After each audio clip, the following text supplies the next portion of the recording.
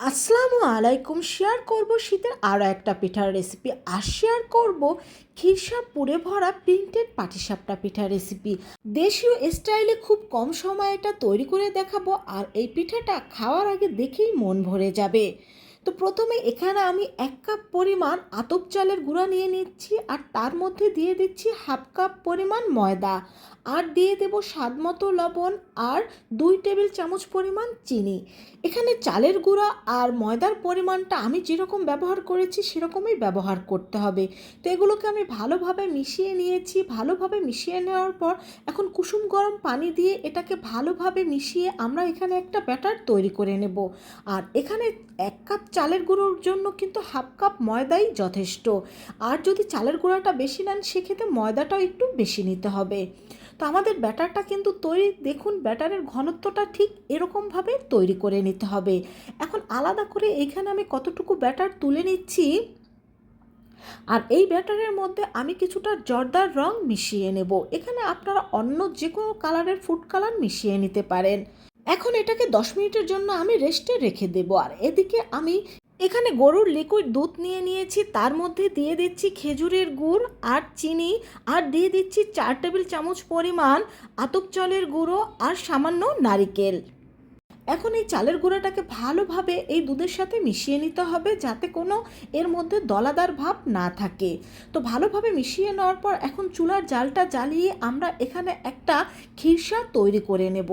এখানে সুজি বা অন্য যে কোনোভাবে আপনারা কিন্তু এই খিরসাটা তৈরি করে নিতে পারেন, তবে আজকে আমি এই খিরসাটা আতপ চালের গুঁড়াটা দিয়ে তৈরি করে নিচ্ছি। আর এটা কিন্তু এইভাবে করে নেড়ে চেড়েই তৈরি করে নিতে হবে, যাতে কোনোভাবে দলা পেকে না যায়। তো এর মধ্যে এখন 2 টেবিল চামচ পরিমাণ আমি ঘি দিয়ে দিচ্ছি।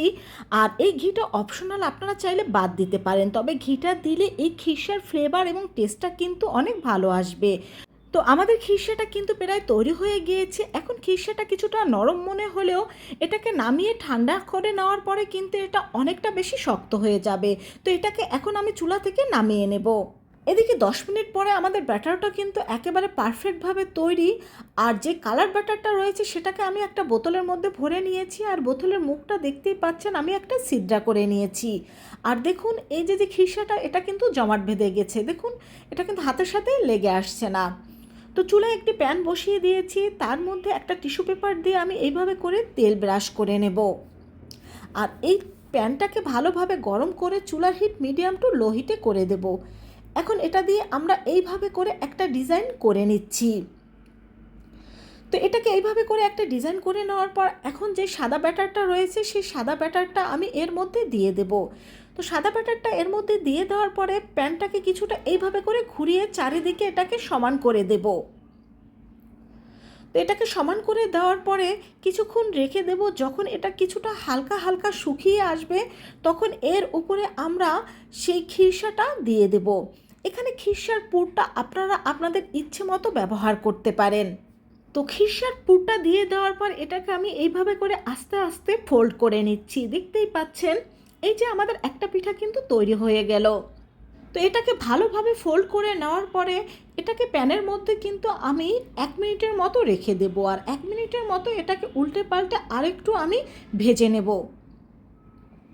তো 1 মিনিট ভেজে নেওয়ার পরে কিন্তু আমাদের এই যে পিঠাটা তৈরি হয়ে গেল। এখন এই পিঠাটা আমি তুলে নেব।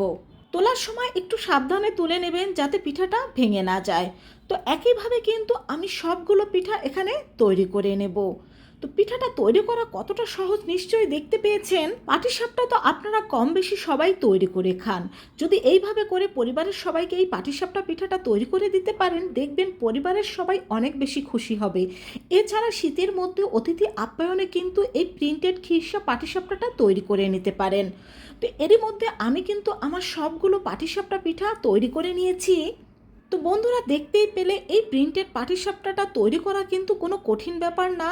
আর আমি কিন্তু খুব সহজভাবেই তোমাদের দেখানোর চেষ্টা করেছি। আশা করছি তোমাদের খুব ভালো লেগেছে।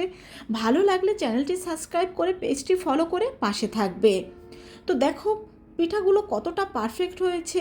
আর একটা পিঠা আমি তোমাদের কেটে দেখিয়ে দিচ্ছি। দেখো ভিতরটা কতটা সফট নরম তুলতুলে হয়েছে। আর এটা কিন্তু সারাদিন রেখে দিলে এরকম সফট নরমই থাকবে, শক্ত হয়ে যাবে না।